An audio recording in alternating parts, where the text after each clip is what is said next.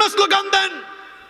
আপনি তো স্লোগান দেন অমুক ভাই তমুক ভাই, আমার নেতার চরিত্র ফুলের মতো পবিত্র। বিবেককে প্রশ্ন করুন, আপনার শরীরের শক্তি সামর্থ্য আপনি আল্লাহর কাছে বিক্রি করেন নাই, তথাকথিত নেতার কাছে বিক্রি করেছেন। মন খারাপ হলো নাকি? আপনি তো বলেছেন হ্যাঁ হুজুর আমি আমার জান বিক্রি করেছি। আসলে বিক্রি করেছেন? আপনি আপনার জান, আপনার শক্তি তথাকথিত নেতা নেত্রীর কাছে বিক্রি করেছেন। এর জন্য তারা যা বলে আপনি চামচার মতো, গোলামের মতো তা মানেন। যুবকদেরকে বলছি, আপনার এই যৌবন, এই তারুণ্য কোন নেতার চামচামি করার জন্য দেওয়া হয় নাই। এই যৌবন আর তারুণ্য দেওয়া হয়েছে আল্লাহর জমিনে আল্লাহর দিন কায়েম করার জন্য। কোন নেতার পেছনে গিয়ে যুবকেরা স্লোগান দাও? যারা আল্লাহর জমিনে আল্লাহর দিন কায়েমের স্লোগান দেয়, যারা আল্লাহর জমিনে আল্লাহু আকবারের স্লোগান দেয়, রাসূলুল্লাহর নামে স্লোগান দেয়, তাদের সঙ্গে যারা হবে এরাই সত্যিকারের ঈমানদার হতে পারবে। কথা ক্লিয়ার না ভেজাল আছে? ক্লিয়ার আছে তো?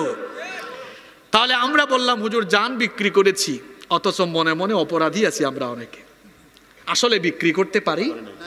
এবার আসি মাল, সম্পদ।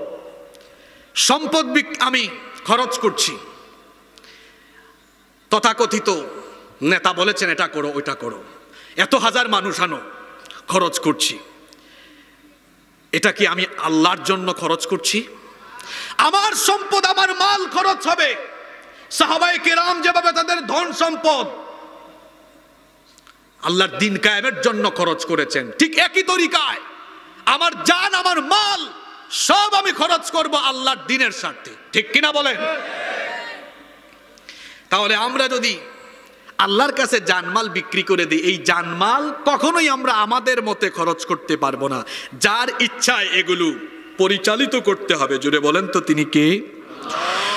এজন্য আল্লাহ বলছেন, শোনো শোনো বান্দা, যদি তুমি তোমার জান আর মাল আমার কাছে বিক্রি করো, বিনিময়ে তো জান্নাত দিব। তবে তুমি তোমার জান এবং মাল কোথায় কিভাবে খরচ করবা বান্দারে শোনো। আল্লাহ তাআলা বলছেন, সেই সত্যিকারের মুমিন যারা জানমাল আমার কাছে বিক্রি করেছে তাদের আরো পরিচয় হলো, যারা পারেন আমার সঙ্গে পড়েন, ইউকাতিলুনা ফি সাবিলিল্লাহি ফায়াকতুলুনা ওয়া ইউকাতালুন। আল্লাহ তাআলা বলছেন তাদের পরিচয় হলো ইউকাতিলুনা ফি সাবিলিল্লাহ,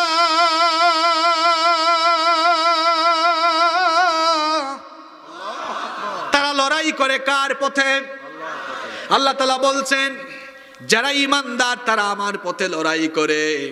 কোরআনে কারীমের 4 নম্বর সূরা সূরাতুন নিসা এর 76 নম্বর আয়াতে আল্লাহ তাআলা বলেছেন, আল্লাযীনা আমানু ইউকাতিলুনা ফি সাবিলিল্লাহ। ঈমানদার যারা আমার পথে লড়াই করে তারা, আর আমার পথে লড়াই করে যারা আমার পছন্দের বান্দা তারা।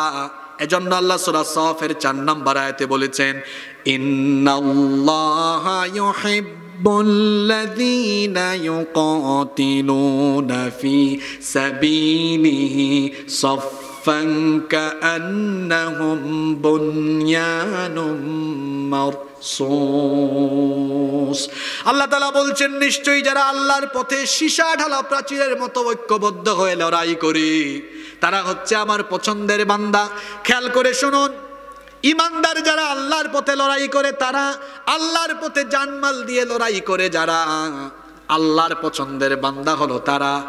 আর যারা জান এবং মাল আল্লাহর কাছে বিক্রি করেনি তাদের পরিচয় আল্লাহ দিচ্ছেন, ওয়াল্লাযীনা কাফারু ইউকাতিলুনা ফি সাবিলিত তাগুত।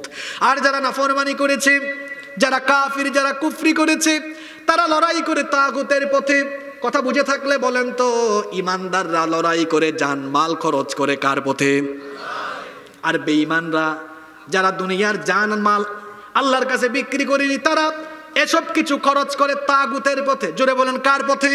এখন তাগুত কি? তাগুত হলো আরবি শব্দ, এর অর্থ হলো যারা আল্লাহর দেওয়া সীমানাকে ক্রস করে।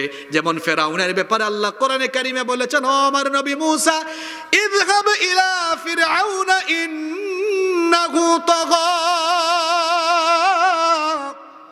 ফেরাউনের কাছে যাও, কারণ সে তগা, অবাধ্য হয়েছে, সীমা লঙ্ঘন করেছে। যারা তগা, অবাধ্য হয় তাদেরকে বলা হয় তাগী বা তাগুত।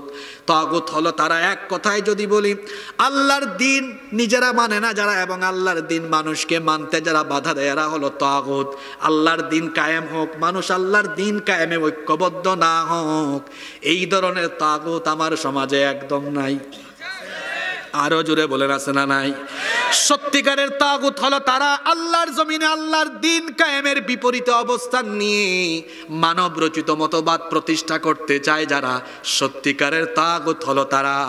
আল্লাহ বলছেন বান্দারে, তুমি যদি আমার উপরে ঈমান এনে সত্যিকারের ঈমানদার হতে চাও, আমার উপর ঈমান আনার আগে, আমার কাছে আসার আগে ওই তাগুতদের সাথে সম্পর্ক বয়কট করে আসো, এরপরে ঈমানদার হতে পারবা।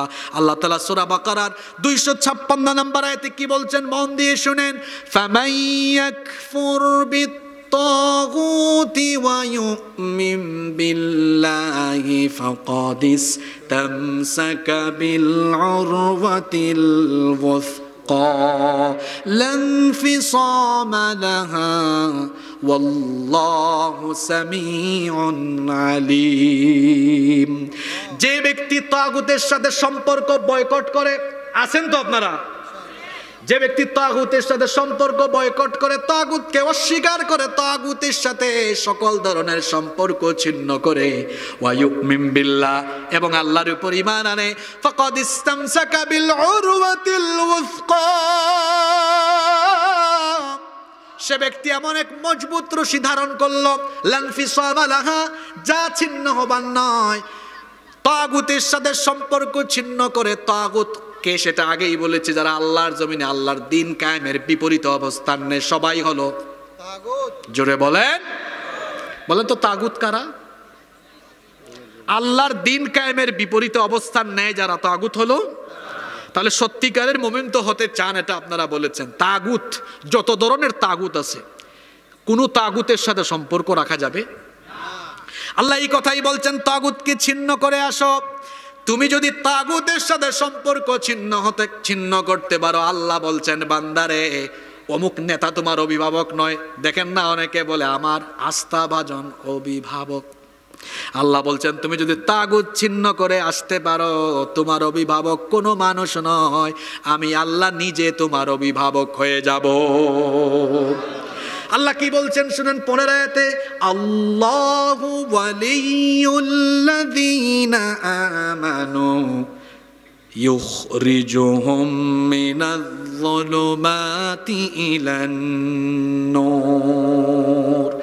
যারা ঈমানদার, আল্লাহ তাদের অভিভাবক, এবং আল্লাহ যখন কোনো ঈমানদারের অভিভাবক হয়ে যান, আল্লাহ তাকে জুলুমাত থেকে, অন্ধকার থেকে নূর অর্থাৎ আলোর দিকে নিয়ে আসেন। সুবহানাল্লাহ।